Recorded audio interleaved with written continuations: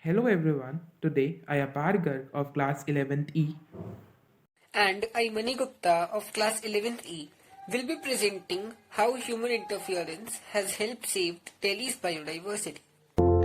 Today, awareness among people has affected our capital Delhi very positively. We have tried to preserve our rich biodiversity. Sanjay Van Lake.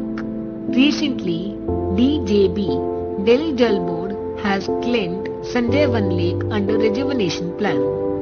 The DJB is working on its rejuvenation with a combination of wetland and aeration.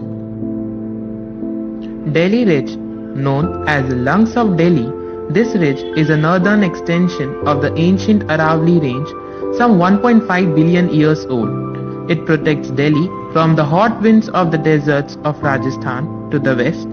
It has also enabled Delhi to be the world's second most bird-rich capital city. It lowers the effects of pollution and provides a natural green belt to the city. It also helps in groundwater recharge, regulates temperature, and acts as a sound barrier. Who are behind this? Professor C.R. Babu, Mr. Satyabhama Das Biju, Professor Ravindra Bhan are some of the great personalities and institutions which have saved the Delhi Ridge. Various biological parks have been started. Yamuna Biodiversity Park, Aravalli Biodiversity Park, Neela Horse Biodiversity Park, Northern Ridge, Tilpat Valley Biodiversity Park, Tughlakabad Biodiversity Park. Preserved plant species include dhau, dhak, babul, care, water hyacinth, Prosopis juliflora, and many more species are being brought from different parts of India to maintain its flora.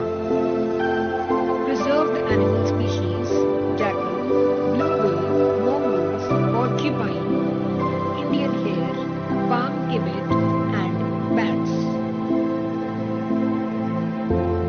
Bird species include eagles, Egyptian vultures, flamingos, herons, sparrows, red-crested potter,